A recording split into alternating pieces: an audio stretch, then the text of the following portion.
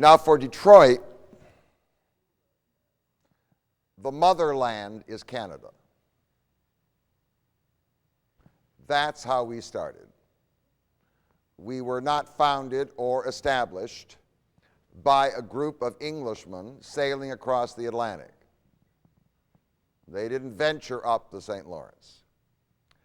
We were founded and established by the French, and the colony they created, of which we were a part, was called Canada. And Cadillac is not only the name of a car, it's also the name of an explorer who arrived in 1701 and founded Fort Pontchartrain du Détroit. So the Fort of Detroit, it was part of French Canada. Our major connections from the beginning of our history in Detroit was not with Washington, D.C. Our major contact was with Montreal. And in fact, that's where the people came from.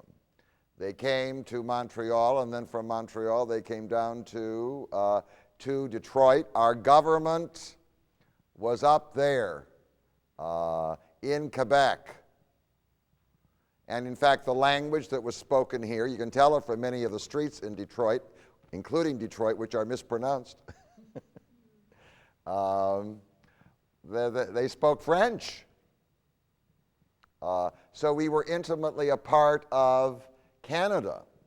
And even when the British came in 1760 and defeated the French and took Quebec and took Montreal and finally arrived at Fort Detroit and took Fort Detroit, we were part of the British colony of Canada. Canada became part of British North America.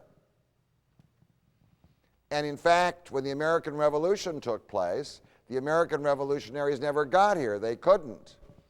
There was a British army here. Detroit was one of the major places for the British resistance to the American revolutionaries. This was the major center for capturing Americans and scalping them. Many American scalps passed through Fort Detroit. I mean, Colonel Hamilton, who was here, who was the British officer, I mean, he was the great defender of the Northwest Territories against the Americans. And in 1783, when the Treaty of Paris was signed, they drew the boundary down the middle of the Detroit River, and Fort Detroit ended up on the American side. But despite that fact, we still were part of Canada. The British refused to give up Detroit to the Americans because after the Revolutionary War, 1/3 of the American population, having refused to sign up for the revolution, were hounded and persecuted.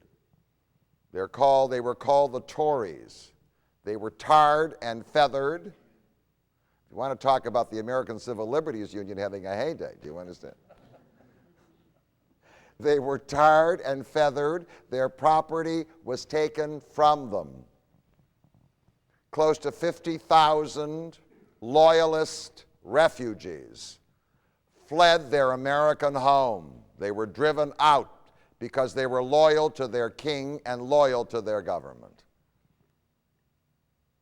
They thought they were patriots. They were driven out, and close to 50,000 of them crossed over to the one British colony, or one of two, that the American revolutionaries couldn't take. They couldn't take Nova Scotia, and they couldn't take Canada. At that time, they were separate colonies. They remained in British hands. And so the Loyalists poured over, and the British government said to the Americans, "We will not surrender Detroit to you until you pay money to compensate what you did to the Loyalists." So in 1783, Detroit never joined the United States of America. It was still part of Canada. In 1791, the British decided to divide Canada into two parts. Lower Canada, which became the ancestor of Quebec, and Upper Canada, which had almost no people except in Detroit, which later on became Ontario. And in fact, in 1791, the first election was held in Detroit, ever held in Detroit.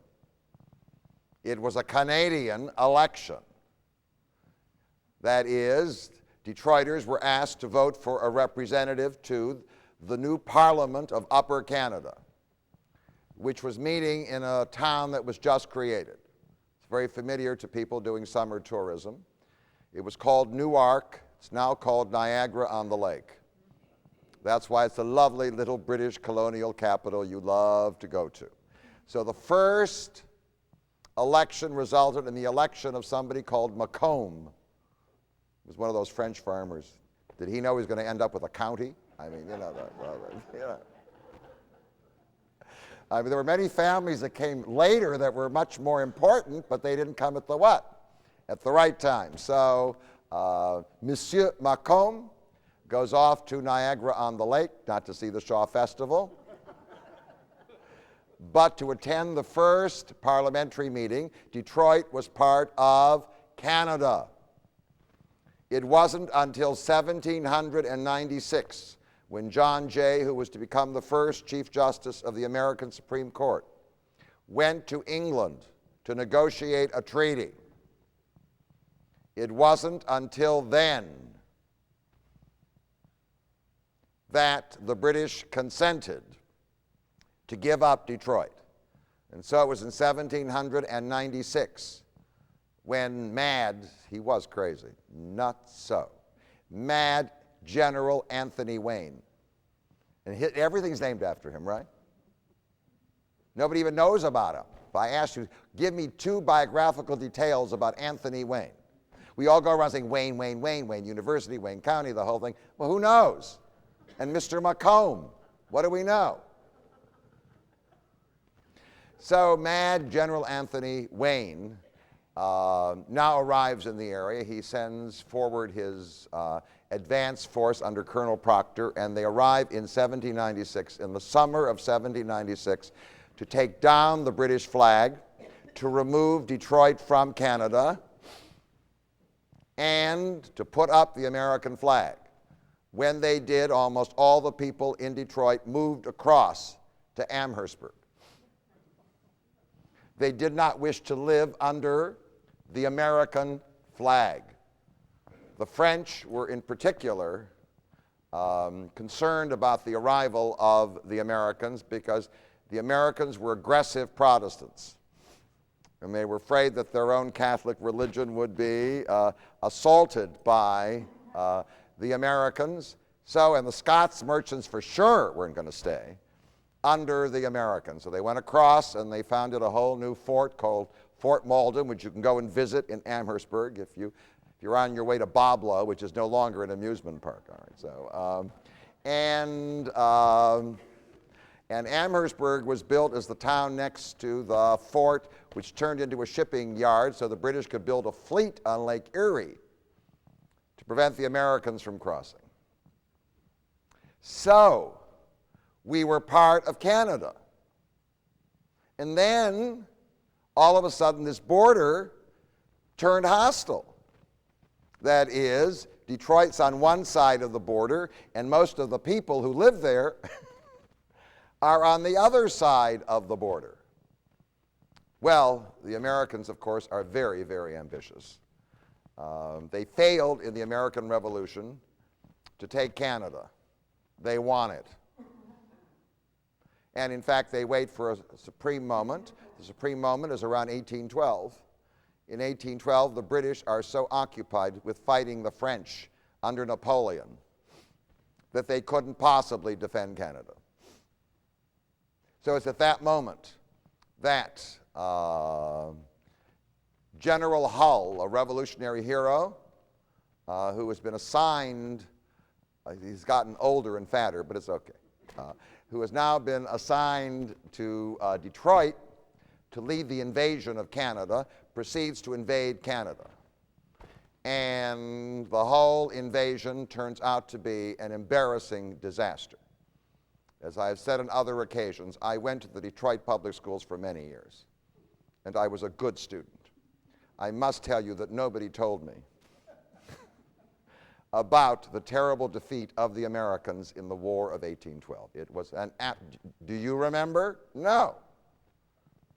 It's called doctored history for purposes of patriotism.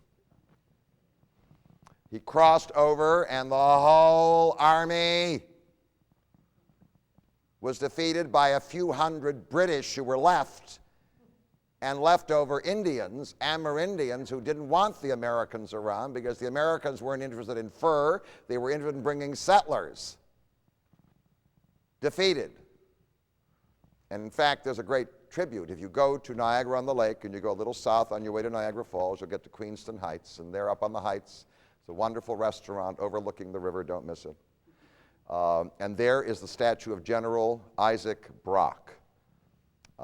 He was the great defender, if you will, of Upper Canada against the American invaders. The War of 1812 turned out to be a disaster for the United States of America. Detroit itself was captured and rejoined Canada for a whole year before an American admiral who sailed Lake Erie created an American fleet at Sandusky. Can you imagine this? Cedar Point. Created an American fleet and set sail for Put-in-Bay. And there he met the British fleet coming from Amherstburg. I mean, it was the war zone.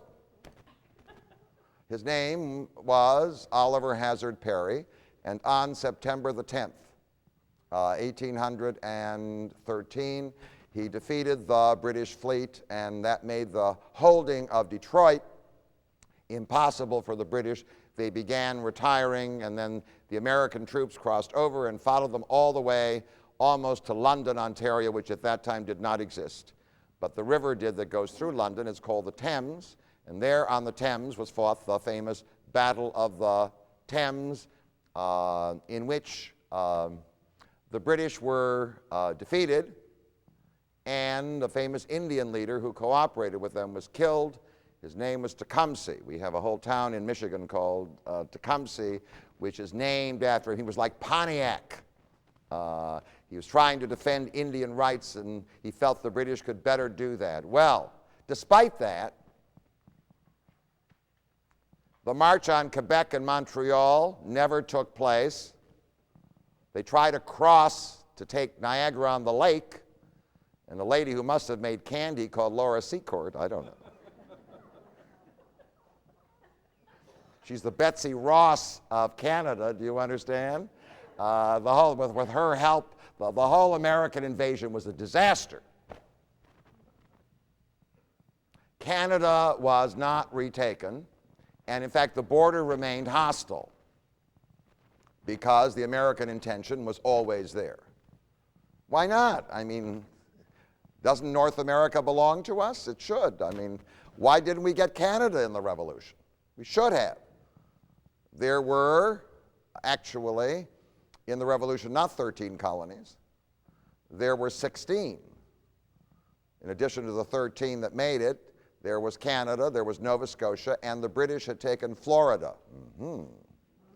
from the Spanish. Well, Florida was given back to the Spanish, and Nova Scotia and Canada now ended up independent, but the boundary, the Detroit River, was a war zone. Hard to believe. Well, and it remained a very, very problematic place, but all I'm saying is the connection of Detroit to Canada. Do you understand? I know we're in the same country as Mississippi. What is our connection to Mississippi? You tell me. I don't even understand sometimes people who come. I mean, I go to Ontario all the time. What would my life be without the Stratford Festival and the Shaw Festival in Toronto? You tell me. When I talk about Detroit, people say, well, what's wonderful about Detroit? I always say it's right next to Canada. No, it's right next to Canada. I mean, that's what makes it so terrific. So, but it was that war zone. And that border, by the way, remained a hostile border because during the Civil War, while much of the British public sympathized with Lincoln and the North, the British government and the British leaders of industry, the cotton industry in particular, favored the Confederacy. They thought they would be able to become the patrons of the Confederacy. They would get cotton cheaper. And so they supported it, and I don't know whether you realize it, there were many forays that came out of Canada from the North. That was the whole plan, to attack the North from the North. So when the Civil War was over, the American government was furious. But over time, the hostile frontier turned friendly. It was simply inevitable. The business future, the economic future of this place up in the North could not lie with Great Britain. Its economic future had to lie with the country that was closest by, with which it could more easily do business. It was the United States of America. So in time, it's interesting how easy it is for people to forget. The hostilities were forgotten, and in fact, when my granduncle first came to Detroit in the 1880s, he used to tell me that, and I'm not sure that I believed him because I couldn't imagine that the whole river froze over. There had to be a channel where the ships could go through. But he used to tell me that you could walk across on a frozen January day. There was no customs official, no passport, nothing. So the hostile frontier turned into a what? A kind of friendly frontier, and you could cross the whole place. And in fact, that's the border that I remember, right? Going to Canada was like going to Ohio. Did you think you were going to a foreign country? No. Did you need a passport? Did you even need a birth certificate? They simply said, where were you born? He said, Detroit. And that was it, through the whole thing. So I mention this because it is so interesting that Detroit has had such a great connection with Canada. And through the years after the border became peaceful, one of the main entry points for Canadians who were moving to the United States of America was Detroit. A large part of the population of the Detroit area has its origin in Canada. How many people in this room have a Canadian origin? There you are. So there you are. They came through, it's one of the major ports of entry, and when Detroit boomed in the 1920s, there were thousands and hundreds of thousands of Canadians looking for good jobs who crossed the Detroit River and came to Detroit. So what is amazing is, given all this connection, how little we know about Canada. See, I can ask Detroiters, who is the Prime Minister of France? Well, you know, they read it, Chirac. I can ask them, who are the major music stars of England? Mention Canada. Surveys have indicated that one way to make an article boring is to put the word Canada in it. If people see Canada, they don't read the article. Is that not amazing? All right. Now, the country of Canada is the second largest country in the world territorially. It has 3,850,000 square miles, most of it frozen, but that doesn't make it. If you're just counting area, got it? It's like the Russians. They've got Siberia. You know, most of it is empty, but if you're talking about land, you can look at the map. Almost all the way to the North Pole is all this area. Close to 4 million square miles. It is larger than the United States of America, including Alaska. It's huge. That's why I can never figure out why property costs in Toronto are so high. That's very interesting. In this country with so much space, they're all squeezed into these little enclaves. Like Australia in that respect. The area is bounded obviously by the Atlantic Ocean on the east and the Pacific Ocean on the west. What describes Canada, obviously, is its latitude. Most of it is almost hostile to human habitation. To live on Baffin Island, I once met somebody who did, and they described life on Baffin Island. I mean, if you stick your nose out in the middle of January, just out the window or out the door, it's what? You have to go to the doctor. I mean, it's frozen. So it's a massive assault, if you will, on survival. Now, the first problem of Canada was to keep from getting conquered by the United States of America. And it successfully did it, not because of the Canadians, it did it because of the British.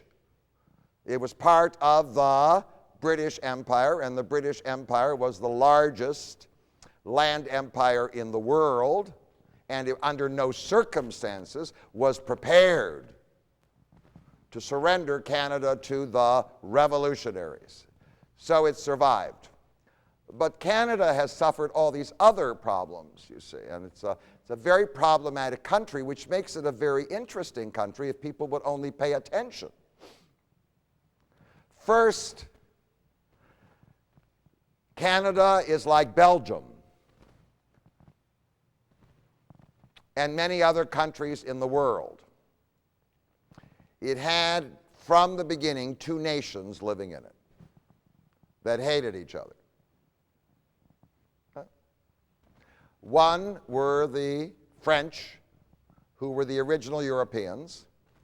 And now I'm excluding, there were other nations. There were Amerindians, there were what? Eskimo Inuits, I mean, obviously. But in terms of the awareness of the population, there were two nations. One were the original French, and then opposing them, their conquerors were the English. And the tension between the two has been the continuing story of Canada. You can write all the pamphlets you want about Canadian unity and how all Canadians are one nation. I get all this thing. I get the pamphlets. The point is, it's not true. There is a very deep division in the country.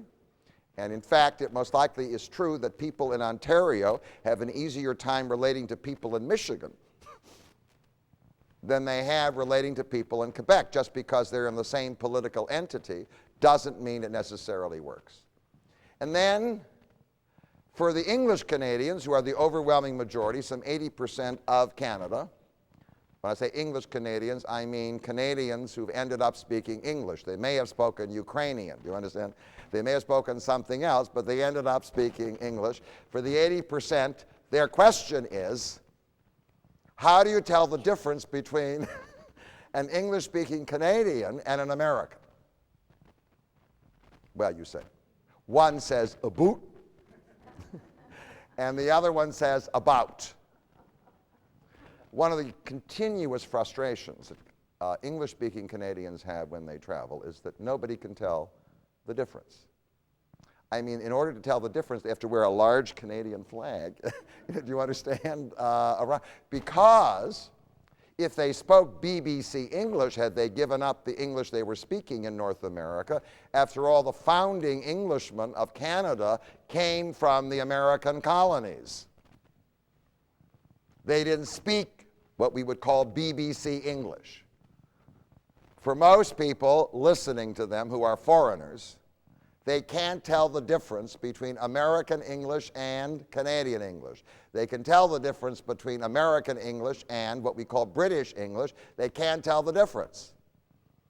So if you're in a separate country, how do you distinguish yourself? What makes a Canadian different from an English-speaking American? It's been one of the great struggles. The third, of course, was that what gave Canada importance, when I was a child, in Windsor there flew a flag, the Union Jack. Remember the Union Jack? It was the flag of Great Britain, and it was the flag that flew all over Canada. Canada was part of the British Empire, so what was very important to Canada was, if people said, you're a nothing country, got a few million people, it's all frozen around here, got it? Who are you? Canadians would answer, certainly back in 1850 or 1860.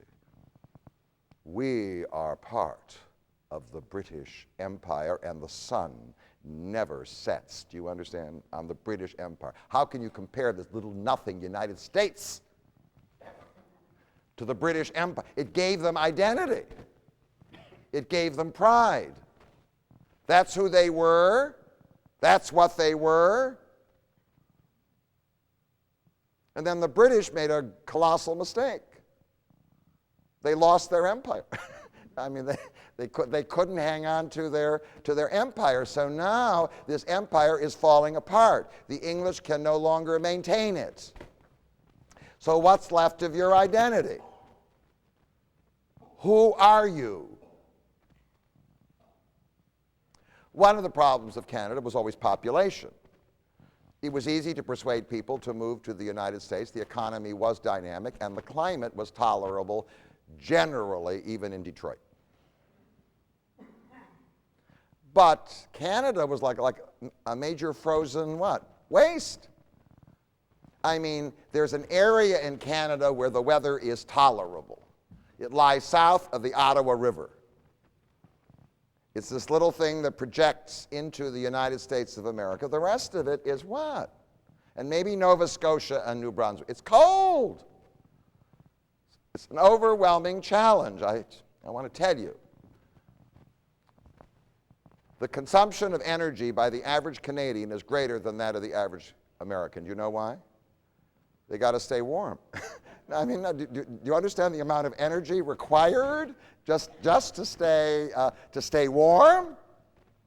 Even Inuits now in their igloos have central heating. I mean, the point is, it's a major challenge.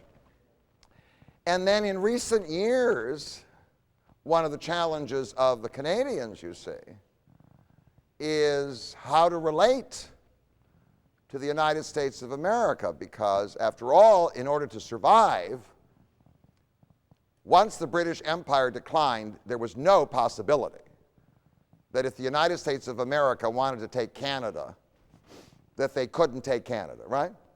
It'd be easy, right? Cross the border, no Canadian force could what? Resist it. So in the end, Canada was forced to cooperate, to be obsequious, to pretend to be nice, because otherwise there was no chance for survival. But then you get tired of that, and now America gets a government. The government is under President George Bush Jr. And in fact, he says to the Canadians, who he expects always to be cooperative, he says, I'm conducting a war in Iraq, and you're either for me or against me. What's your choice? Well, he knew what answer to expect. The answer, of course, we're always with you. We're always with you. We need tourists in Stratford and Shaw Festival. No, yes, no, we're with you. But what happened was the opposite. It's part of the crisis of Canada. I mean, the Canadians looked at the United States of America and said, no. No. No. Americans were never used to hearing that answer from the Canadians. What do you mean saying no? That's problematic. And the only way that Canada can work is it has to have a strong central government. Because without a strong central government, the tension between the English and the French and whatever is so great that it can't function. And for many years, it enjoyed that. There were great figures. Most of them were English Canadians. Some of them were French Canadians. There was Macdonald, who was like the first Prime Minister of the United Canada. There was Wilfrid Laurier. He was one of them. And there was the man I remember from my childhood, who was like Franklin Delano Roosevelt. He never lost an election. He was just the continuing ruler of Canada. His name, he was an interesting bachelor. His name was Mackenzie King. Some of you may remember Mackenzie King. I always associated him. I thought he was the permanent ruler of Canada. But what you had were viable central governments. But right now, the central government is sort of collapsing into chaos. And that's the reason why Canada has been chosen as a hotspot. Do most Americans know that? No, because whenever they see the word Canada in a headline, they what? They turn the page. Well, in order to tell you about the present crisis, to tell you about what's happening in Canada, I have to tell you the story of Canada. And let me just start the story with, obviously, the first people who came there. They came from Asia. They're called the Amerindians. And in fact, the Amerindians of Canada correspond to the Amerindians of the United States of America, because the boundary of Canada is artificial. The natural boundaries in North America go north and south. Got it? The Rockies are a boundary, aren't they? That goes what? It should go east and west, but it doesn't go east and west. It goes north and south. Then you got the prairie. Well, the whole prairie area, is there like a big mountain right in the middle there? No, it's just the what? There's the whole, it's north and south. So everything runs north and south. Those are the natural divisions of North America. And what has happened is that when the Amerindians came, that's how they divided. There were the coastal Amerindians. They didn't know about a boundary here. There wasn't any. There were the prairie ones, right? Same group. And then over here in the east, there were the woodland Indians, most of whom belonged to a group, whether they were in Michigan or Ontario, it's the same group. They're called Algonquin Amerindians, and in fact, they stretched all the way north almost to the Arctic, but in the Arctic area, there was another Asian group that had come across from Siberia. We used to call them by a word that is now politically incorrect. So when you ask for art in Ontario, never ask for Eskimo art. Do not use that word. It is absolutely not kosher. The new word, and you have to train yourself for it, because the word Eskimo was just part of my what? My vocabulary. The new word, I'm cautioning you, is Inuit. I-N-U-I-T. That is the word they prefer to be called by. And the Inuits were not Amerindians. They belonged to a what? Another group, a group adapted to, do you understand, the far, far, far north. They were there. Well, the second entry came from Europe. They were the French. They sailed up the St. Lawrence at the beginning of the 17th century. In the 16th century, an explorer called Jacques Cartier came there, but nothing happened after him. But at the beginning of the 17th century, Samuel Champlain, whatever, came in to the area and established the colony of what we call Canada today. And in fact, the French were to remain there, bringing settlers between 1608 and their departure in 1763. All right, so between that period of time, about 100,000, not a lot. One of the reasons why there weren't a lot was that the French decided to build the economy of Canada not on agriculture, which was problematic in the climate anyway. They decided to build it on fur. Well, you don't need a lot of people to what? To catch the furry animals. Do you understand? You can use the Amerindians for that. They bring it to the fort, then you buy it, then you what? You transport it and you sell it. So the French population was never large. One of the major forts under the French, of course, was Fort Detroit. The third entry, of course, was the coming of the English or the British, because a lot of the people who came were not only English, they were Scots. They were the great merchants. And in fact, the French had already established two major cities. One was called Quebec and one was called Montreal in Lower Canada. The British came, they took it, they settled there. The Scots merchants came, and that's why if you go to Montreal, some of the most important institutions in Montreal are named after Scots, including the university that everybody wants to go to, which is called McGill. So the Scots are very important. The reason why we say in Windsor about instead of about is not because of the English. We say that because all the Scots came to Canada. They were part of what we would call the British invasion, the British arrival. Now, when the British came back in 1760, they created what is called British North America, which stretched all the way from the Arctic Ocean to the tip of Florida. It's called the First British Empire, and in fact, Canada was joined. But the British had a problem, and this is very important. In the colonies they had created, they didn't have this problem because there were virtually no Catholics except in Maryland. But they now took French territory, and the French were overwhelmingly Roman Catholic, and the Catholic religion was outlawed in England. So they made a compromise. It's very interesting. They made a deal with the church. The deal they made with the church was that they would, if the church leaders cooperated, and they were the major leaders of the people since the secular leaders had been defeated, if the church cooperated, the British would grant them toleration, the rights to control the education of their children and whatever. So a deal was made. A deal was made between the leaders of the French, who were the clergy, and the English, which remained one of the reasons why the French did not want the Americans to take Canada. You think they would to defeat the British, right?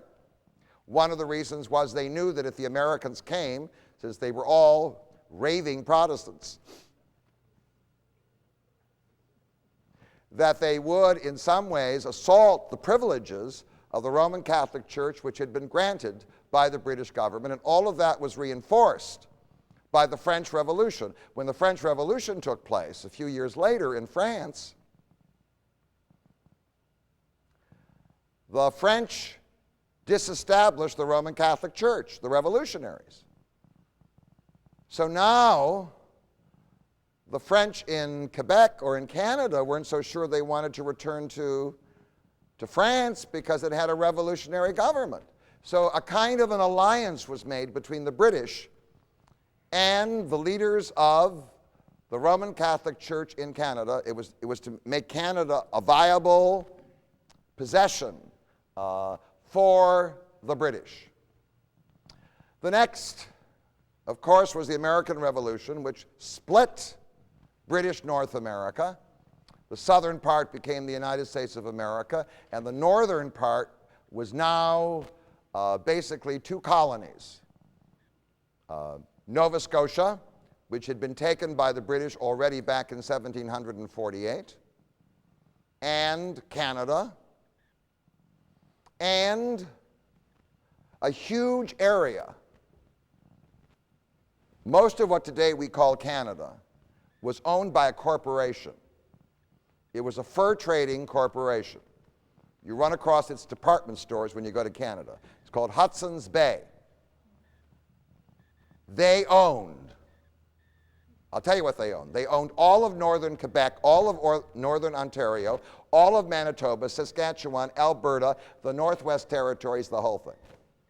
They most likely owned 3 million square miles, because those GM was to own Montana, Utah, Colorado, whatever it was. And they had privileges of managing the fur trade that was there. So between Canada and Nova Scotia was to break up into three colonies: Nova Scotia, New Brunswick, and Prince Edward Island, and Canada, and Hudson's Bay Territory. There was still a vast territory left in the north to the British, most of it undeveloped, which was called British North America. But what happened was, and I referred to it, close to 50,000 Americans, Englishmen who thought themselves to be American Englishmen, crossed the border as refugees and became the founding English population of Canada. How do these people feel about the United States of America? They hated it, even though they were ethnically related and religiously related. They hated it. It was the enemy. When you cross over to Windsor, they don't have the Daughters of the American Revolution. The D.A.R. that won't let Marian Anderson sing in their hall. You've got the Daughters of the Empire. You have all those people whose ancestors were the Loyalists, who fought for their king, do you understand? Who remained loyal to their government. So their vision of the American Revolution is entirely different. This was the founding race of Canada. Well, the next is what we call the development. The British now have this place. It's very clear the Americans want it. The only way to keep the Americans from taking it is to bring people. So they put advertisements in all these British newspapers. And the poorest people decide to emigrate. The poorest people in Britain are Scots. They come out of the Highlands, they come out of the Lowlands, I don't know where they come from. I mean, they're coming out. John Galbraith wrote a book. He was born in Western Ontario. He wrote a book about the Scots in Ontario, the Canadian Scots. They're incredible. I love going to Stratford and to Shaw Festival, because my favorite thing, which I don't eat too often, are those butter tarts. Do you know the butter tarts? Does anybody know those Scottish butter tarts? Oh, they are absolutely. Anyway, the whole thing. And the Scots were into education. They built schools and hospitals and whatever it was. I mean, they poured into Canada. Most of them didn't stay in lower Canada. In Quebec, they moved on to Ontario. And Ontario is now filled, you understand, with Europeans. They're the Scots. If they hadn't populated the place. In 1838, they sent a surveyor by the name of Lord Durham. He's not a surveyor with an instrument. I mean, he was a nobleman, to see what they could do about the English-French problem. Durham came up with a solution, which was the policy of the English government from 1838 until 1867. The policy is, and Durham said, "I've noticed that many of the natives are speaking French. That is intolerable. What we need to do is to persuade them to speak a civilized language. That language is English. In that way, we will preserve the unity of this colony and prevent the Americans from taking it." So there now was instituted a policy whereby Quebec and Ontario were merged. And the policy of anglifying the population went on, but it failed. What did work was the economic development. What failed was the attempt to merge the English and French by forcing the French to speak English. In case we're self-righteous about problems, we should recognize that in California we have a what? No, it's a similar problem. In the end, are we going to compel all the Spanish-speaking people who cross the border from Mexico to give up Spanish as their first and major language, I don't know. But there it is. And then, after the Civil War, America was really mad. So the Canadians are really afraid. Lincoln was assassinated, but now there's all this talk in Washington. They got this big army left over from the Civil War. What to do with it? March north! So in response to it, the British government decides to merge all the British colonies into one dominion.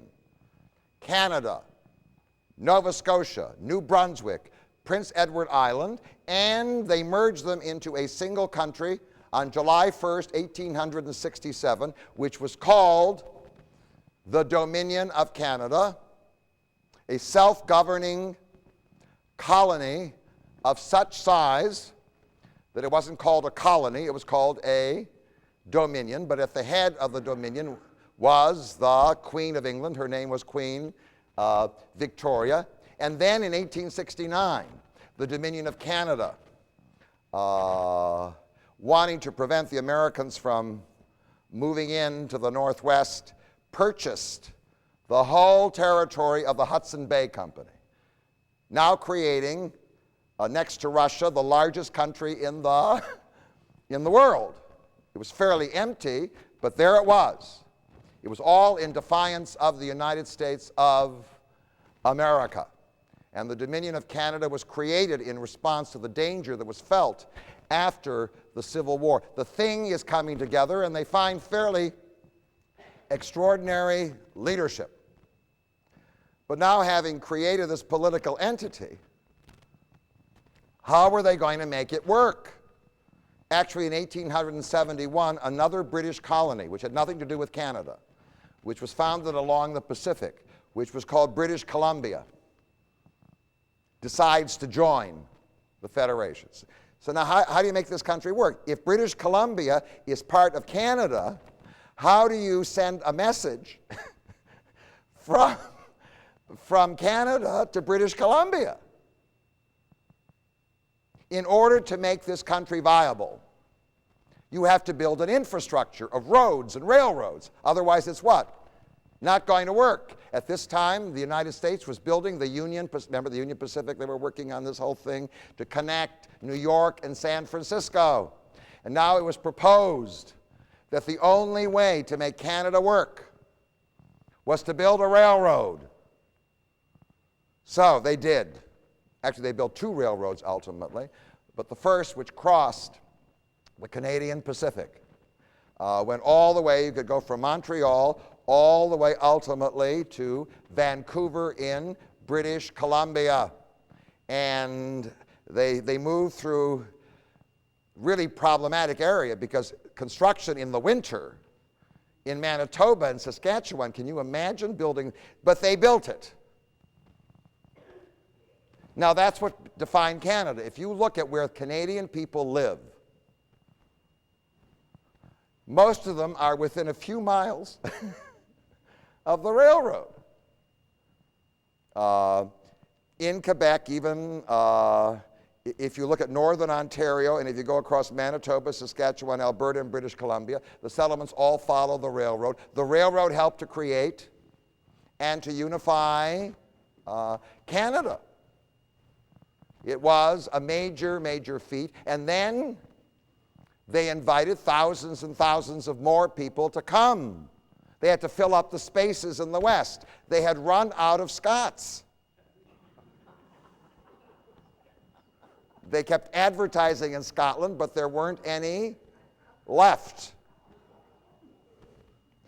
The Poles and the Slovaks and the Germans, they were all heading to the United States of America. Some Germans ended up in Canada. We know that because just east of Stratford is Kitchener, the name of which used to be Berlin prior to World War I. They changed it after the name of the great British commander because German names weren't popular in World War I.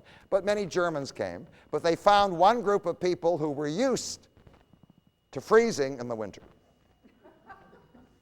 They were called the Ukrainians. And the Ukrainians now came and they moved into the West. Now you had the railroad, right? You put them on, in Montreal, you put them on the train, you ship them out. They arrive in January somewhere in Saskatchewan. Now the Hudson Bay Territory has been divided up into 3 provinces, Alberta, Saskatchewan, and Manitoba. And so now the plains are filled up. All these people moving in. For the French, this was a big question. What language would immigrants speak when they came? Would they choose French or English? Well, you can figure out what they chose. The English were in charge. Why would you learn the language of the defeated people? You would always learn the language of the government. The language of the government was English. So all the immigrants who came to Canada learned English. So now the English-speaking majority only gets what? Bigger and bigger and bigger and bigger. And then the next step to Canada, which was part of the problem. The British government wanted to keep Canada attached to England. But it was economically impossible. First of all, the empire was declining. And second of all, the economy of the United States was what? Was rising. So in the end, despite the British government, the ties between Canada and the United States were inevitable. If you cut timber in Canada, a logical place to ship it was what?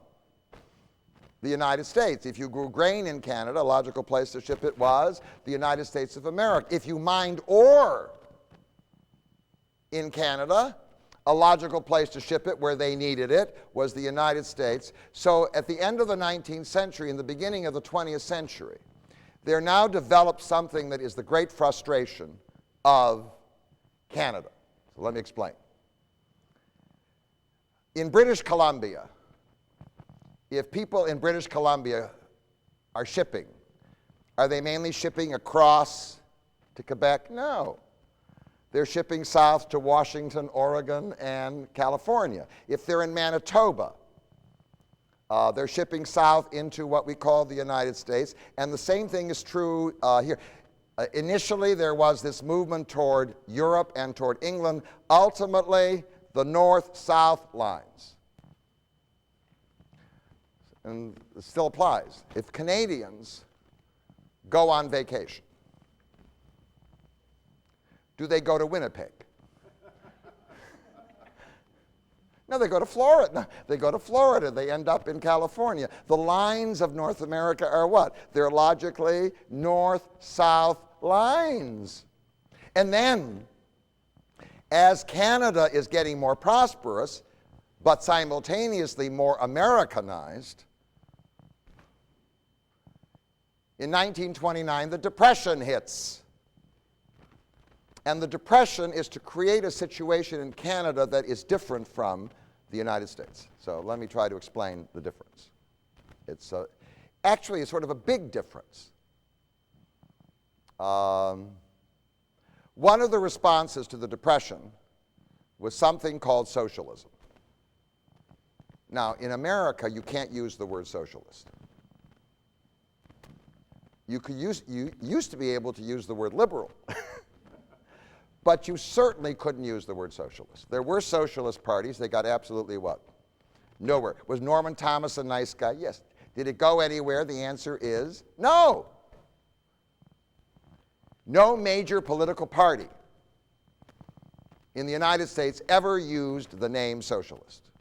It was absolutely a no-no.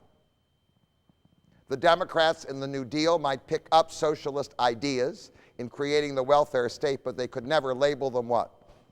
Socialist. But in response to the Depression, there arose 2 socialist parties in Canada. Canada, in this case, was influenced by the rise of the Labour Party in England, which did use the word socialist. And so that's part of the British influence, the European influence. One of the parties that arose in the West, in the prairies, was a party that today is called the New Democratic Party. And it was created by desperate farmers. Their farms were failing. They needed government help. Now, in America, we did help the farmers. We still are. We give them subsidies. Do we call it socialist? No. Most of these farmers vote Republican. Do they know they're receiving a socialist subsidy? The answer is no, because we can't use the word what? Social. But in Canada, they could use it. So now a socialist party takes over. Prior to that time, there were two parties. Prior to that time in Canada, there was the Conservative Party. The Conservative Party was pro-English. They hated the French. And then there were the Liberals.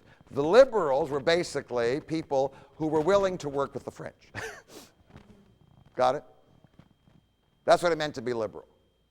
And now, in the middle of it all, there arrives in the West, defeating both the Liberals and the Conservatives, this Socialist Party.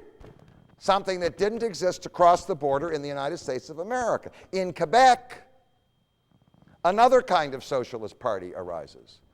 You have to realize that Adolf Hitler had a word in his party's name. It was called National Socialist. He was a socialist, but he wasn't what was called an international socialist like the commies. He was a what?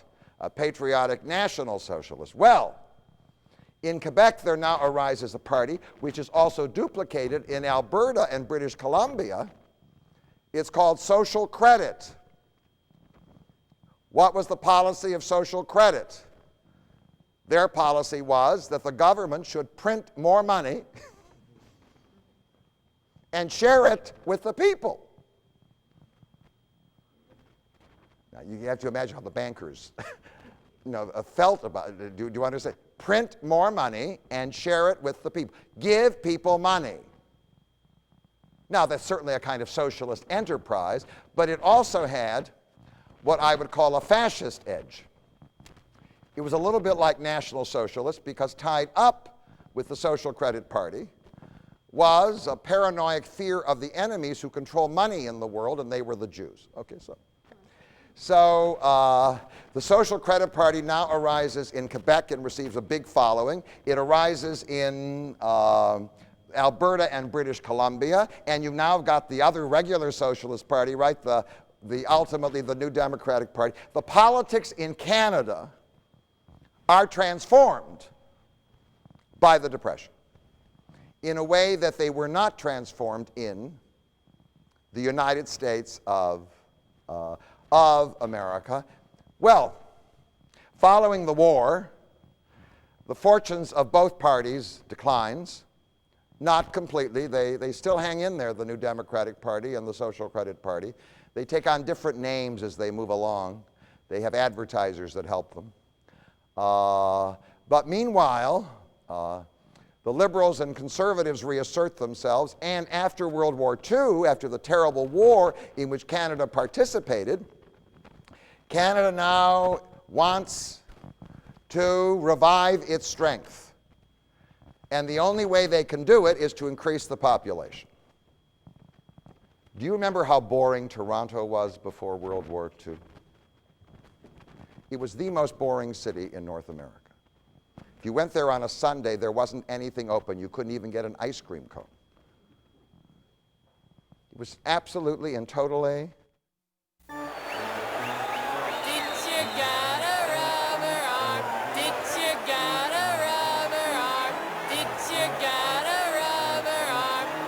Tom, where you going? Hey, we got a ball game here. Pardon me. Pitcher got a rubber arm. It's has. Huh? Pitcher has a rubber arm. If education is important to you, talk to your child's school about raising academic standards. Call 1-800-38-BE-SMART for a free booklet and be a big league parent. Boring. And then in the 50s, Canada opened its doors to literally millions of immigrants. They poured in The Portuguese and the Germans and the Dutch, do you understand? They changed Toronto. That's why you have all those interesting neighborhoods. They didn't exist before World War II. They were the creation of the post-World War II time. They poured all the way across Canada, and then they opened their doors to Asians. Well, China was sort of closed by then, but Hong Kong was open. And all these Hong Kong Chinese are now pouring through what? Vancouver. They will ultimately create the best restaurants in Windsor. No, I mean, they will get all the way. They move. Canada is transformed by this immigration into a multi-ethnic nation. What language do most of these immigrants choose to use? English. So for the French, they're going absolutely crazy. They can see the Canadian, it's a plot. They can see the Canadian government opening what? The doors to millions of people who will pour into the country, and like the United States of America, they will all learn English, which will push the French into being just a what? A little minority. Now, all of that, therefore, was to lead to the Great Rebellion. So, but along the way, before the Great Rebellion, the Canadians had developed a culture of their own. It was a kind of combination. They spoke American English, but they had a British queen. They had a British-style parliament, didn't they? They didn't have a president. They had a prime minister, sort of like the British. So they felt connected both across the ocean to Great Britain and also to America. It was a culture dominated by English. When I was a child and you crossed to Windsor, there were no French signs. The language that reigned in Canada was English. If you were in Quebec, you could find French, but not in Ontario, and certainly not in Manitoba, and certainly not in Alberta. The third part of it was because the economic development of Canada followed that of the United States to some degree. People comment on it. Canadians are slower. You know, what they mean is the pace of life in the towns was slower, less hectic than that of the United States of America. The passion was not basketball. I mean, I do want to tell you, there is a sport that is built for people living in what? Frozen climates. It's called hockey. I'm always amazed when they got hockey teams in Los Angeles. I mean, like, what are they talking? What are they talking about? I mean, it's the passion. The culture, by the way, was socialistic because it was easier for Canadians, having accepted the concept of socialism as being perfectly legitimate after World War II, to create the kinds of welfare systems that existed in Europe. One of the signs of it was that after World War II, the Canadians created something that the Bush administration would go crazy about. They created what is called a universal health service, right? Every Canadian is covered by health coverage. And rich, poor, it doesn't make any difference. It was all part of what we call this intrusion of socialistic ideas, which were acceptable in Canada and which were rejected by the United States after the Democrats and the New Deal were politically defeated. And the culture was Canadians simply sort of accepted the fact that they were subordinate to the United States of America. Certainly after World War II and the British Empire was gone and America was the leading power in the war against the Soviet Union, I mean, Washington called the shots. Did they like it? No.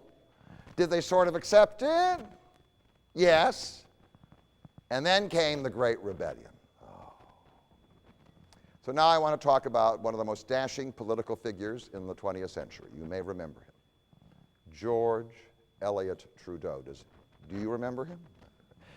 He didn't look like any previous Canadian prime minister. Most previous Canadian prime ministers looked like Mackenzie King. Do you remember like Mackenzie King? I mean, he could have sat in Queen Victoria's parlor and been a role model of appearance and behavior. Trudeau changed the model, so now let me try to describe the Great Rebellion. The Great Rebellion was triggered by what was happening in Quebec. In the 1960s, as things were hotting up in the United States of America, the change poured into Canada. The most conservative part of Canada in terms of lifestyle was Quebec. It was dominated by the Roman Catholic Church. If they couldn't think of doing something, they always had a baby. No, that was it. Today we said, what shall I do? What shall I do? What shall I do? Well, they didn't know what to do. They had a baby. And the church was dominant. It was inconceivable that this hopelessly conservative part of Canada, which had repudiated the ideas of the French Revolution, could ever change. Well, in the 1960s, as the economy improved, as the immigrants poured in, all of a sudden there was an explosion in Quebec. All of a sudden, young people weren't going to church. And then they weren't getting married so early. And then they weren't having babies. And now they were organizing and demanding separation. We've had it. We're going to have all these English-speaking immigrants. This country is an English country. We want to run our own affairs. We are a nation. We are the founding nation of this so-called nation, Canada. So we want out. We want independence. Oh. Now, the independence movement was not led to a large degree by the conservatives. It was led by these young radicals. It was the 60s. The 60s, wasn't it an amazing decade? Do you remember the 60s? I mean, none of you in this room has hair long enough even to fit. Even to fit into the into the 60s. So it was an incredible decade, and out of it came this politician. He was the son of a rich French Canadian, rich. He had gone off to study in the most famous English schools in Canada and elsewhere. He went to the London School of Economics. He studied under Harold Lasky. I mean, the best, impeccable, well-mannered, brilliant, the whole thing. The only party that a French Canadian could join with self-respect was the Liberal Party. And so he joins the Liberal Party and he rises in the Liberal Party. And in the 1960s, it is very clear that if Canada is going to survive, it's going to have to appease the French Canadians. And the best way to do that is to what? Choose a French Canadian leader. And his name is Trudeau. And Trudeau now becomes the leader, and he says, appealing to both the English people and the French people, we are one nation, one Canada. We've got two cultures. And what we're going to do is, if French Canadians have to learn English, English Canadians need to learn French. Oh. You have to understand, most of the English-speaking people I know who took 4 years of French at high school can't even ask for bread in Paris. You understand? They can't even ask for bread in Paris. So, and now, all over Canada, to show it, we're going to have a sign. On the sign will be what? 2 languages. This is a bilingual nation. We are going to tell those French Canadians they are part of this nation. We honor their culture. So now when you cross to Windsor, right, isn't it? Everywhere you go, you can be traveling miles and miles through English-speaking territory. All the public signs are both in English and French. That's Trudeau. And then Trudeau says, in the government, most of the people, most of the workers in government are English Canadians. We're going to have affirmative action. We're going to give jobs, do you understand, important jobs to French Canadians. We're going to change this country. We're going to make them feel they're part of it. That's Trudeau. It was a revolution. And now he said, Canada has every reason to exist. What unites us all? Well, we're different from the United States. 1, we have a compassionate welfare policy. Oh, that's it. And 2, and this is the image of Trudeau, The reason for Canada is that Canada is not one of the great nations, but is great enough to serve a role in world affairs. Oh, he used to show up for all the meetings. What role? We shall be a force for peace in the world. That's it. That's what he said. Meaning, we're going to be the arbitrators, the mediators, whatever. And the sign of it was that when the Vietnam War started, and all these Vietnamese, not Vietnamese, or anti-Vietnam War people who didn't want to serve in the American Army flee to Canada, he doesn't arrest them and what?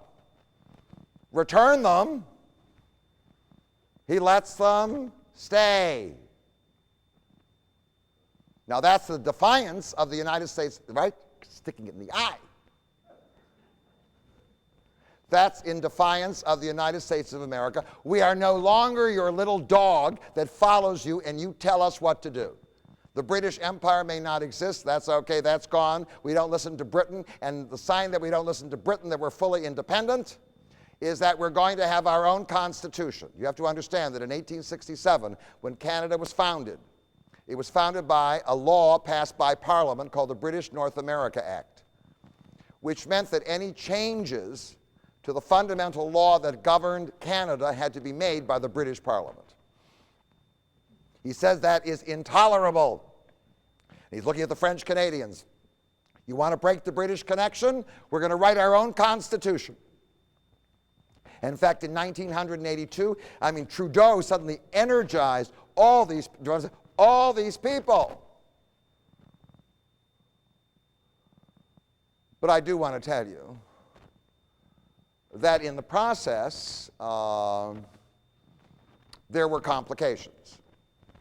He had mobilized all the French Canadians. And now I want to tell you they're not having babies. The lowest birth rate in North America is in Quebec, if you can believe it. They have the highest birth rate. They now have the what? There aren't little children running around. They have the lowest birth rate in North America. From the Trudeau era. But what happened was, many of the radicals said, it's not enough. We want independence. So now a man by the name of René Lévesque organizes a party, Parti Québécois, and he says this is a party for independence. Trudeau is a traitor. He's making deals with the English. It will not work. So now he is elected the Premier of Quebec, and now he flies only, he doesn't like the Canadian flag anymore, which they've changed to accommodate the French Canadians. They got rid of all those little Union Jack things, and they put a big maple. I happen to think the flag is attractive. Red and white, very nice, with a big maple leaf in the middle, but it's a new flag. He didn't want to fly that flag. He's going to fly the what?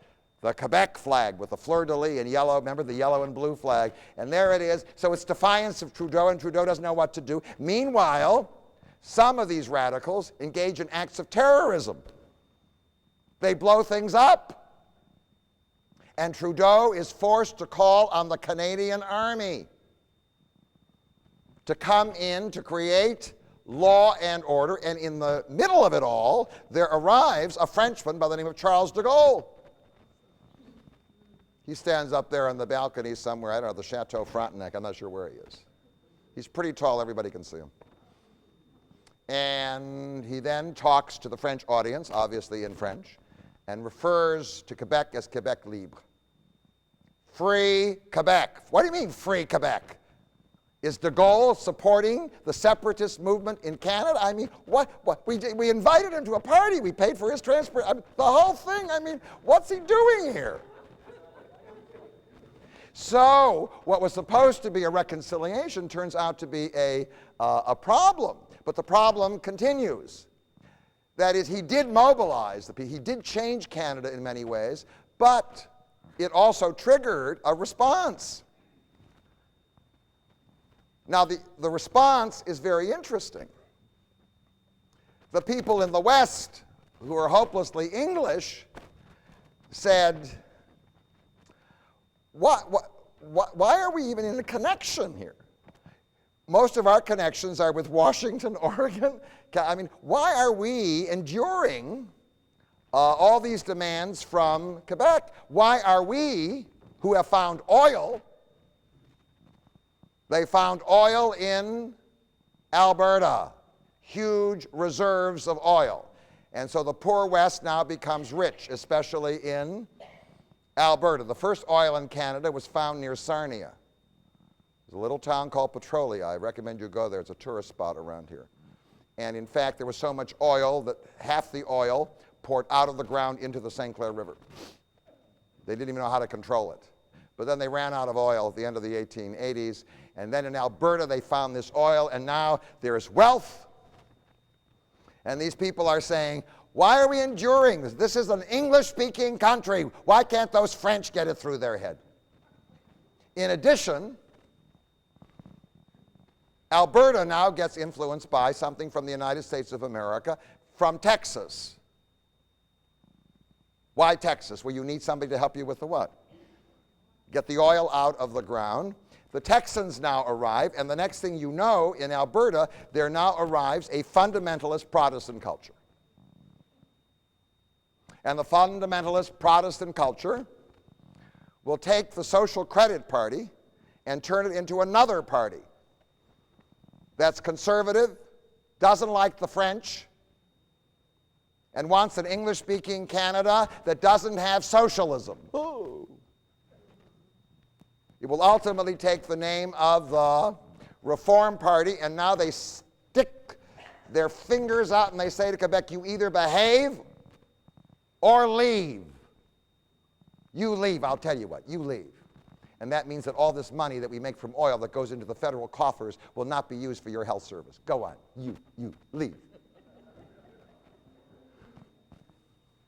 Then there were the other ethnic groups. The Ukrainians, still speaking Ukrainian, all across Manitoba, Saskatchewan, Alberta say, you know, we got like 1 million Ukrainians here. Why aren't we being recognized? There's English, there's French, and there's what? Ukrainian. So now I want a big sign, English, French, Ukrainian. And not only that, the Amerindians speak up and they say, what are you talking about? We were here first. So there's Cree, and you know, and then the Inuits finally open their mouths. I mean, they weren't simply satisfied to make little art pieces for art galleries in Toronto. I mean, they now open their mouths. Well, no, we're one of the founding races. So now, what Trudeau opened was Pandora's box. Ultimately, he will fall from power, and ultimately, they will try to handle it. In 1984, there comes to power a leader of the Conservative Party from Quebec. That's it. He speaks French. His name is Mulroney. Oh. Conservative Party, but he understands the French. And now he does two things to try to calm things down. In order to divert attention from all this internal controversy, he says, you know what we're going to do? We're going to, together with the Americans and the Mexicans, create a North American free trade agreement which will absolutely help the Canadian economy, because once the tariff walls are down, we'll be able to ship all our goods, and if the economy improves, then people won't be so worried about whether they're speaking English or French. Wrong, but he didn't know that. So out of that comes the NAFTA agreement, to which Canada becomes part, and then he decides to negotiate a deal with Quebec. It was called the Meese Lake Agreement. It took place at a lake, like Cass Lake, called Meese Lake, all right? And there was a resort, so it's called the Meese Lake Agreement. And the Meese Lake Agreement was to create a Canada in which all the provinces would have a lot of power of their own, but Quebec would have more. And he thought he could get it passed. Well, when the resolution was brought to Manitoba, Manitoba said, no! Why should Manitoba have less freedom and autonomy than Quebec? So the whole thing came tumbling down. Mulrooney, who was a pretty handsome, articulate guy, goes off into oblivion. And the man who now shows up, the Conservative Party is down, the Liberal Party comes back with a French Canadian. His name is Chrétien. And Chrétien is not the greatest public speaker in the world. Some people think he's a little sleazy. Other people think he is just terrific.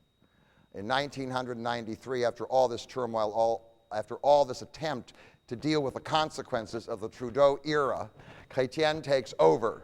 And now Chrétien gives the Trudeau message. We're one Canada. I'm a French Canadian, and I love being Canadian. This is one country, and we're going to honor both English culture and French culture, and maybe even the Ukrainians, who knows. What will persuade people to accept the message? Well, what the Liberals in Canada are in favor of is something that may keep the country together. It's the welfare system. Right? You may not like the English, or you may not like the French, or whatever else it is, but what? We're all tied together. So if you Quebecers want to leave, you just go leave. That means that all the money we make from oil and get the taxes in Alberta, what? Will not go to you. Oh, well. What's more important? Nationalism or money? Well, no, but it's a very smart move. Do you understand? It's a strategy for keeping this mess together. And in addition, he goes into Quebec and he says to the people in Quebec, what has all this furor done for you? And in fact, he's rewarded. In 2000, the Quebecers repudiate the Nationalist Party and they put the Liberals into power. Oh, that's all coming. It's all calming down. But then it hit. There was a lot of sleaze in Chrétien. And so there's scandal 1, and then there's scandal 2. It's public monies that are what? Being misused, whatever it is. There's a lot of money floating around, and it's being misused. Scandal 1, scandal 2, scandal 3. And then in the middle of the scandals, George Bush decides to invade Iraq.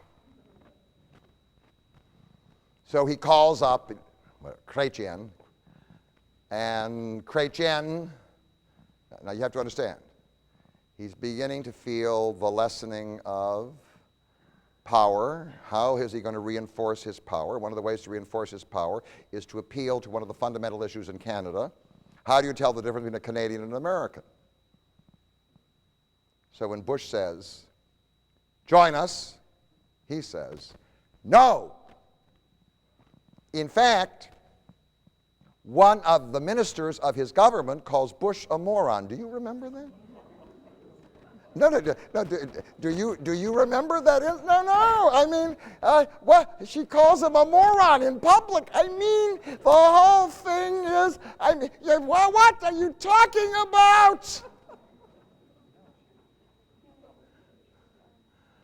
So it is very clear that doing that is counterproductive to Canada's future because Canada has many issues with the United States. The United States, still under NAFTA, can put up tariffs on timber and close out beef for reasons of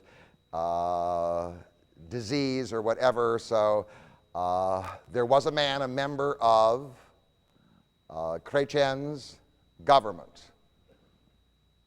His name is Paul Martin. Paul Martin's very interesting. Paul Martin was born in Windsor. His father, Paul Martin Sr., was the representative of the Liberal representative from Windsor East. And for years and years and years and years and years, very capable politician. His son got the best education. He ultimately became a business executive in Montreal. He became the head of the Canada Steamship Company, and he decided to go into politics like his father, and he's very, very smart. And in 1993, Chrétien appoints him the finance minister. And Martin has people who say, you know what? We got to get rid of Chrétien because he's just what? Sleazy news. What we need is to get Martin in there. Martin will restore good relations with the United States of America, the whole thing. We need a smart guy like Martin, plus the welfare state is too expensive, and we need a businessman who, like Tony Blair, knows how to what? Shrink the welfare state. So now Martin organizes his cabal against Chrétien. Chrétien, on the other hand, doesn't want to give up power, so he fires Martin. Martin now organizes his thing, and now a big fight takes place in the Liberal Party. Ultimately, in 2003, Chrétien says, all right, all right, all right. He says all right, all right, all right, because he knows there are scandals yet to be exposed that he doesn't want to be the prime minister for. He says, all right, Paul, it's yours. So the next thing you know is, at the beginning of 2004, Paul is chosen the leader of the Liberal Party and the successor to Chrétien, and he becomes the Prime Minister of Canada, and people are now saying, Paul Martin is going to pull this thing together. If you want to find out what he did, come back in 5 minutes. All right. So now, one of the challenges that Paul Martin faced when he came to power in February of 2004, his problems were first that the United States of America was mad. Bush, by the way, wouldn't talk to Chrétien. After he was called a moron by one of the members of the government, Bush would not talk to, there was no communication. This is the closest country to the United States of America. So, alienated America. And in fact, Bush had allowed certain terrafalls to go up under NAFTA, keeping out, for instance, Canadian timber, which was a very, very hard thing for the Canadians to endure. And then mad cow disease was found in Canada, and that became the excuse to exclude all the Canadian cattle. All of it was part of this hostility that now the United States government felt toward Canada. Who can believe it? And all of it was reinforced by what happened at the American border after September the 11th. The Canadian border became one of the hardest borders in the world to cross. You have to bring your passport, right? Your driver's license isn't good enough. They don't want to let the wrong people back into the country. So this alienation produced an environment which wasn't good for Canada. Canada, in the end, is dependent on the United States of America. No matter how you dot the I's or cross the T's, that's it.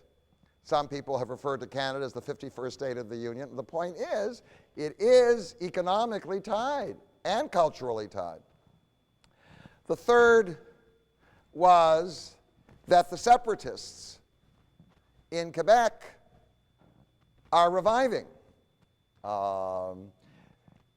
They, in 1995, held a referendum in Quebec in which the independence was rejected. But now they're back again.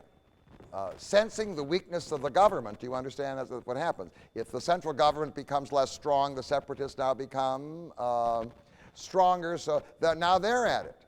Meanwhile, Chrétien in 1993 experienced a liberal sweep so broad that he had a majority in the Canadian Parliament of over 100. The Conservative Party almost disappeared, and the New Democratic Socialist Party was shrunken. So he sailed along. The Liberals did whatever they wanted to do. However, in the West, in Alberta, attempts were made to revive the Conservative Party. The people who had organized, who had come out of social credit, who had come out of what we call the New Oil economy, who created this party that hated the separatists in Quebec. This is an English country people, and many of these people were fundamentalist Protestants. So part of American Southern culture was now seeping into Canada, right? We call it the Christian right. Now changed the name of their party for the umpteenth time. They call it the Alliance Party. And they try to win over the leftover conservatives. But they're working very hard. They finally, after many trials, find a rather effective leader. His name is Stephen Harper. And his idea is to build on all the sleaze of the liberals and all the scandals of the liberals and all the annoyance in particular of English-speaking Canadians with these French Canadians who won't shut their mouth, to rebuild the Conservative Party. And it's beginning to be rebuilt because of all the trouble the liberals are experiencing. And then comes the issue. In the middle of everything, the courts in Ontario and British Columbia suddenly bring an issue into the whole thing that wasn't there. They suddenly declare that gay marriage is legal, that the prohibition of gay marriage violates the Canadian Constitution. So now there is a big demand. They've done it in Ontario, they do it in British Columbia, and now they will authorize it later on in Nova Scotia. So now there's pressure on the central government to pass a law sponsored by the Liberals legalizing gay marriage all over Canada. And Chrétien, whatever he hates Bush. Is Bush opposed to gay marriage? He's what? He's for it. Got it? You know, sometimes you have relationships like that. You do understand? So, no, you can get relationships like that. So he says, we're for it and we're sponsoring a bill. Paul Martin says, don't do it. Don't.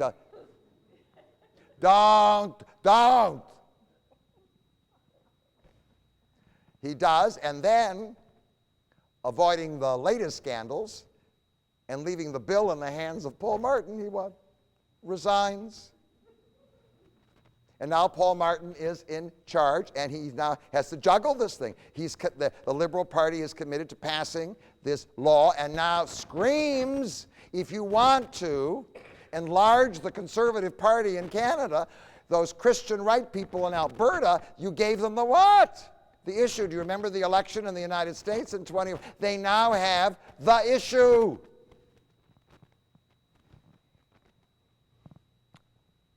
And then comes the surprise.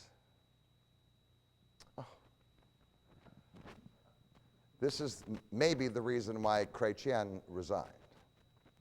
It's the great scandal, I mean. It involves millions and millions and millions of dollars. Unknown to the public, the Liberal government in Canada gave millions and millions and millions of dollars to advertising firms connected with the Liberal Party to create propaganda against the separatists and praising a united Canada. Millions of dollars.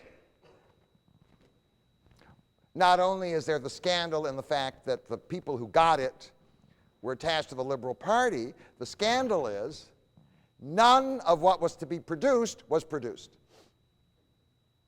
So where did the money go? Did it go into the coffers of the Liberal Party? Was it a kind of a laundering scheme? Whatever. I mean, millions and millions and millions. So Paul Martin now arrives, and he's got this reputation. This is the guy who's going to fix the thing with America. This is the guy who's going to fix the what? The economy, the whole thing. After all, the economy is not that good because the cost of welfare is what? Increasing. The per capita cost of the health service in Canada is the highest in the world. higher than in France. And by the way, the system doesn't work.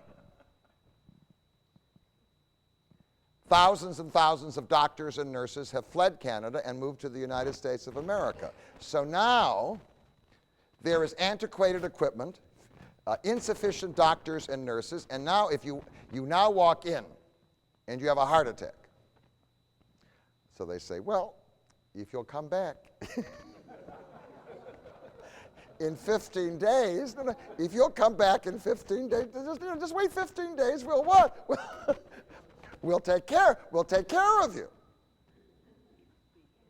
So, I mean, but he's going to be Mr. Fix-It because he's going to be like Tony Blair. He's going to shrink the welfare economy to be able to persuade the people in the whole thing. And now, he no sooner comes to power than he's hit in the face with his leftover scandal that Chrétien most likely knew about and never told him about.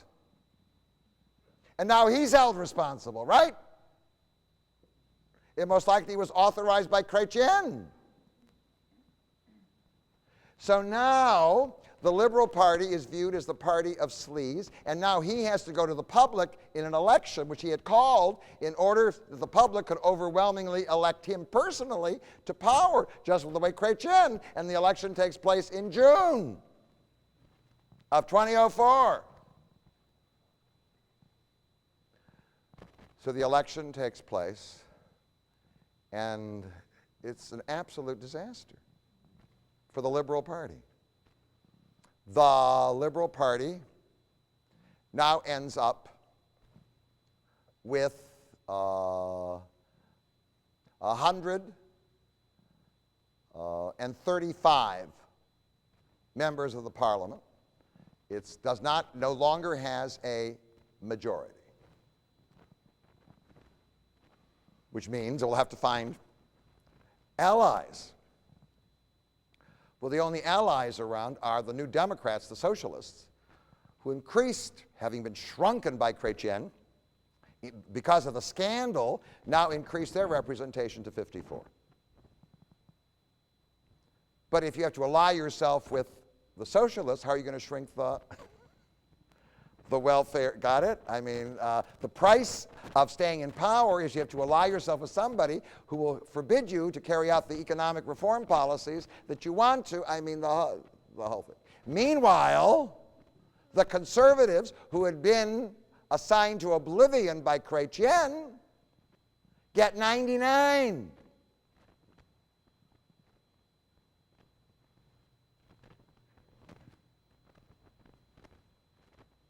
And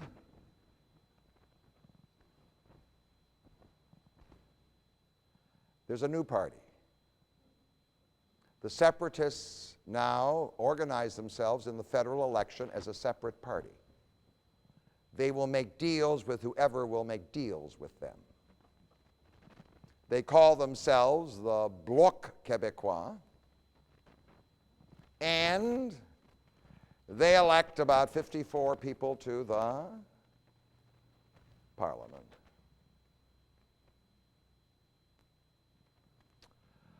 Well, and they hate the liberals. They don't like the conservatives because the conservatives are for an English Canada. But you understand what happens in politics. The enemy of my enemy becomes my friend. So now let me describe the mental state of Paul Martin today. Do you understand? The government of Canada is in shreds. It cannot operate. The scandal simply grows by the day. I mean, every day, if you open up the Toronto Globe and Mail, there's another piece of this scandal that is unfolding. So it absolutely paralyzes the government. I mean, it cannot move. It does not really enjoy a majority. It cannot carry out the economic reforms for which Paul Martin is famous. The conservatives are growing confident. They've made an alliance with, believe it or not, the French separatists. The conservatives are the English party. But in politics, you know, everything happens. And now Paul Martin is being assaulted by the conservatives on an issue. If it sounds familiar, I want you to know that it's familiar. Paul Martin didn't choose it. He didn't ask the courts in Ontario and British Columbia and Nova Scotia to legalize gay marriage. It's out of the blue. I mean, don't these people know? Don't they understand? Be kind. They now have the issue of gay marriage, and the Liberal Party is now committed to this bill. To pull back would be what? To lose the support of all the people who are in favor. It would humiliate the government. It would indicate that the government has obviously no consistency, no integrity, whatever it be. I mean, how are they going to do this? And now out in Alberta, they're running around saying, look at this government, it's immoral. And what has now arrived in Canadian politics is the Christian right. So now let me describe the great irony in Canada. Historically, the place where the religious right existed was Quebec. Today, the easiest place to get an abortion is Quebec. If you're Canadian, you want an abortion, you go to Quebec. The lowest birth rate is what? Quebec. The strongest feminist organization? Quebec. You can't believe the change. So, and the churches, nobody goes. So, however, out in the West, where there never was anything, do you understand? Now the Christian right has arrived, and now they're doing the same thing as the Christian right in America. They're infiltrating the Conservative Party, and now they've got an issue. How long Paul Martin can last, I don't know. I mean, there were such dreams for his success. So right now, I can't go farther because that's where it was. That's where it is. Canada is in deep trouble because the only way that Canada can successfully stay together is that it has to have a strong central government. And that strong central government has to be able to support a welfare state that is credible, but the central feature of the welfare state, the health service, is absolutely crumbling, and the economy is not good, and there's no political party that seems to have what? Control, and now the separatists in Quebec are back, demanding independence. So, I do not know whether next year I'll be able to invite, at almost no cost, Paul Martin to come here to speak to us at the Center for New Thinking. It is quite possible. What I do see, and is rather interesting, is that in the long run, despite all the resistance, Canada always imitates the United States. Do you understand? It follows. Its culture is Americanized, its speech is Americanized, and now its politics are getting to be Americanized. Would I like Paul Martin to stay? I think, by the way, he has to go. He's corrupted by a scandal he didn't create. They need another Trudeau. If you bump into him on your way out, please let me know, and the Liberal Party. Thank you all very, very much.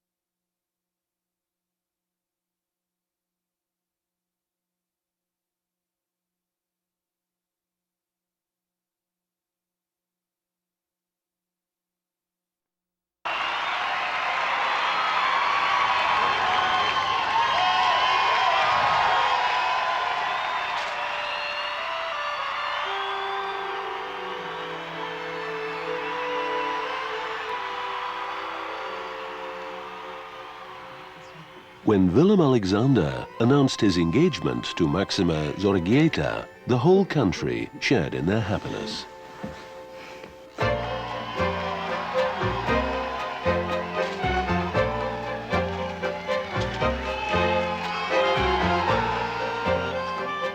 Shaking hands with people, sharing their feelings with them. The House of Orange has created a bond with the nation by mingling with the public.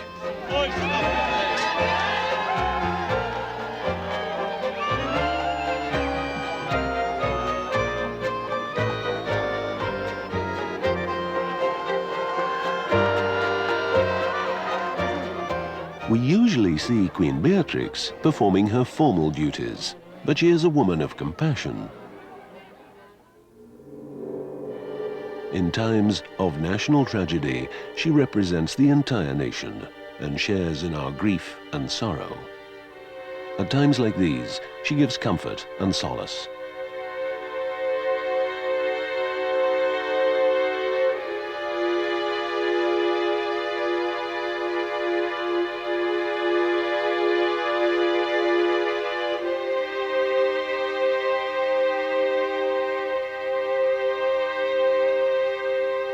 Collectors of House of Orange memorabilia are passionate about their collections.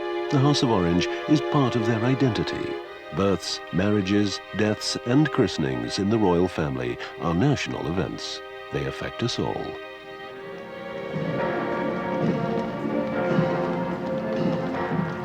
When Prince Claus died, we felt we had lost a member of our own family. His funeral was an expression of our shared grief.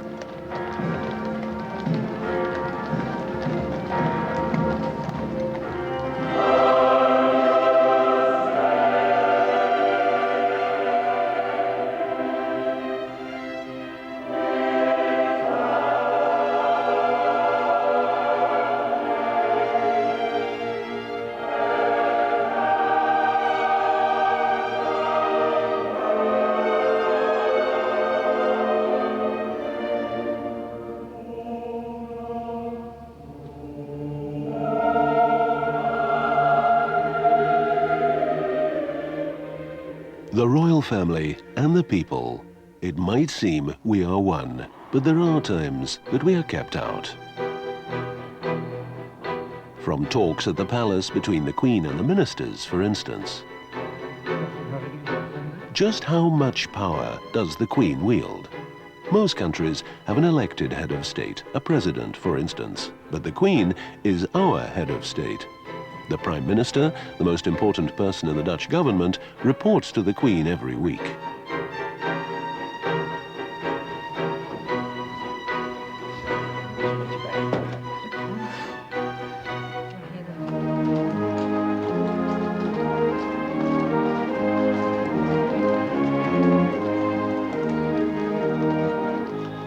The Dutch monarch is part of the government, but he or she is not elected, because the throne is inherited. An heir to the throne is born, not made. Over time, the monarch's political role has become smaller. Beatrix is primarily an advisor and source of inspiration. Je kunt aandacht vragen voor dingen. En daarvoor is het goed om de problemen zo goed mogelijk te kennen en zo goed mogelijk te begrijpen waarom iets misgaat of in de knel komt of waarom mensen iets als een probleem ervaren. Het is ook soms moeilijk om te accepteren dat mijn rol eenmaal een andere is. Je moet het concreet aanpakken van problemen, het oplossingen zoeken, eigenlijk aan anderen overlaten.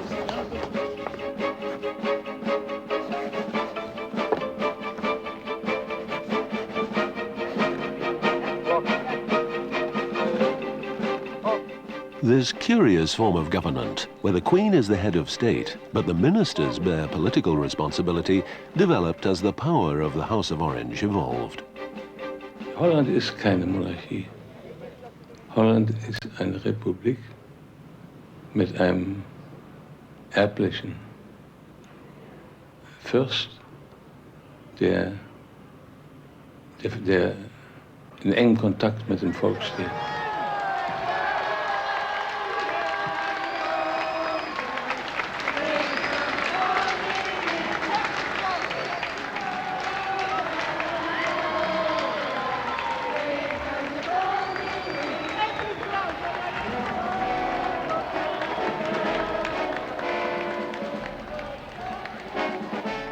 Queen Beatrix has many facets. She gives the traditional inscrutability of monarchy a human face. Though conscious of her royal duties, she remains human and accessible. And there is always that important task to fulfill, to represent the Netherlands with dignity. And to do that in the tradition of her illustrious ancestors, Queen Wilhelmina, Stadtholder King William III, and of course, the father of the nation, William of Orange.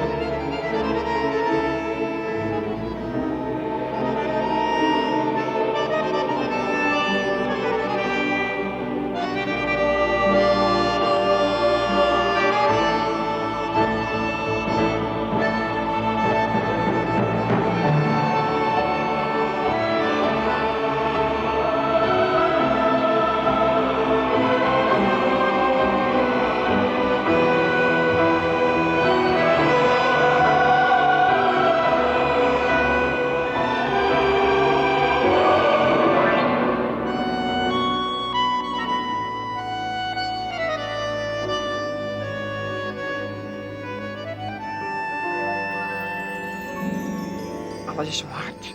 De wereld is ontzettend hard. En wat heb je nou voor moois en voor romantiek en voor... ik vind het geweldig als ermee Alexander trouwt. In de gouden koets, sprookjesachtig. Ja, dat vind ik gewoon, dat verdienen we ook gewoon. Dat verdienen hun ook. Dat vind ik machtig.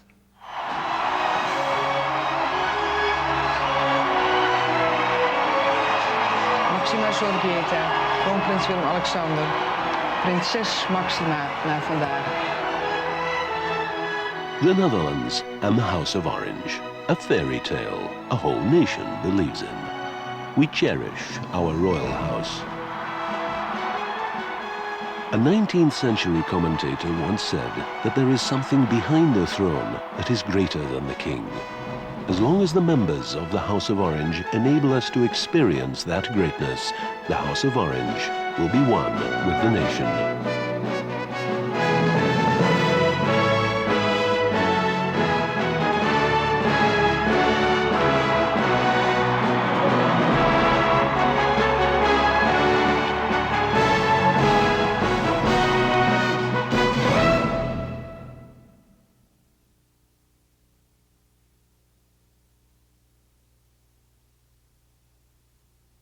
Ready for some fresh new lunch ideas? Then try Salads to Go. Salads are easy to prepare for lunch on the go and offer appealing, nutritious alternatives to the traditional sack lunch.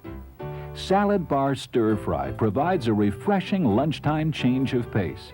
Like all our Salads to Go, the recipe serves one and it's easy to prepare. Just stop by your grocer's salad bar and select 1/4 cup each of pea pods or bean sprouts, broccoli flowerettes, red pepper strips, and sliced bamboo shoots, and 1/2 cup chopped cooked chicken.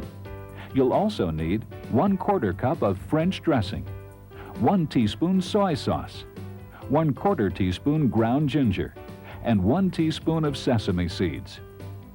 In a skillet, heat the French dressing, soy sauce, and ginger over medium heat for a quick yet tasty Oriental stir-fry sauce. Stir constantly to distribute the seasonings and blend the flavors.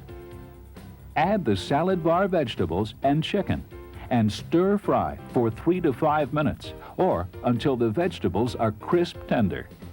By increasing the quantities in this recipe, you can create an excellent dinner entree with leftovers for lunch. Sprinkling the optional sesame seeds on top adds the final touch.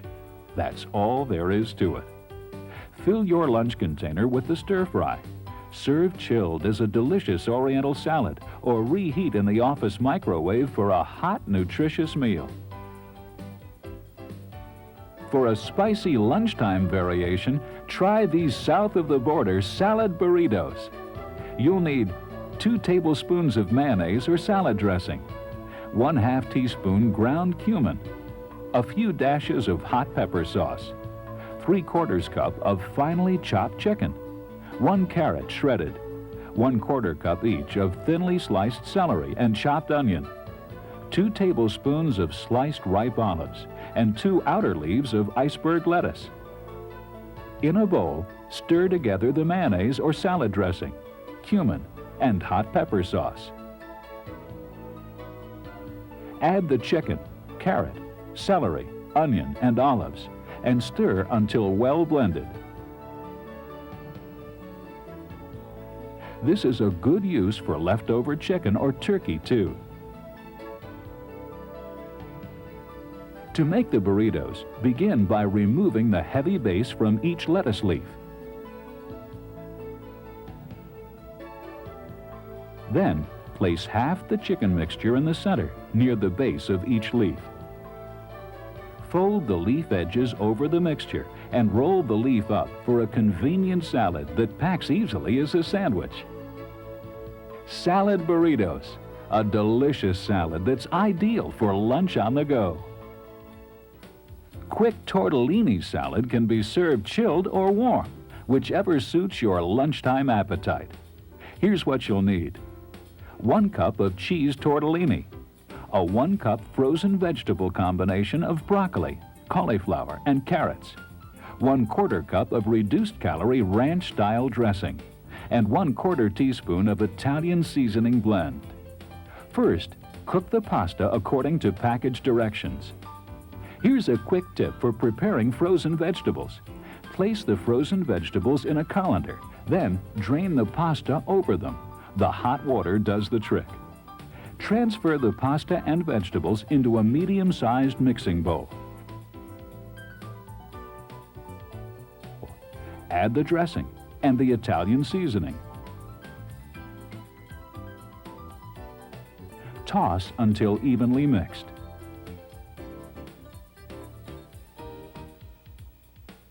Spoon the salad into your lunch container. Quick tortellini salad, another easy-to-prepare lunchtime alternative.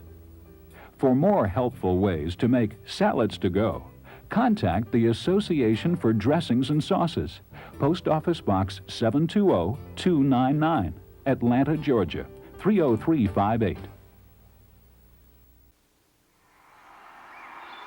What would you do if you had to choose between the buffalo and the giraffes, between a flower or an elephant? What would you choose? What if you had to decide between a 100-year-old tree and a 1,000,000-year-old beach? Between drinking clean water or breathing clean air? Would you make the right choice? Would there be a right choice? Now there's a way to help.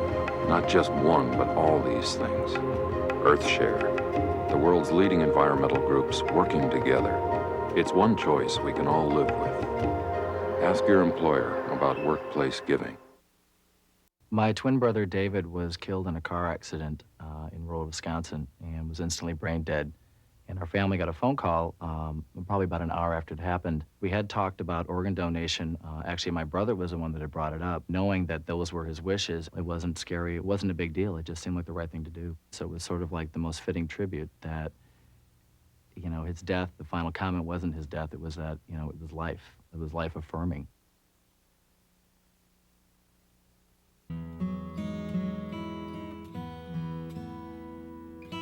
A real paradise like this isn't easy to come by, but it does still exist.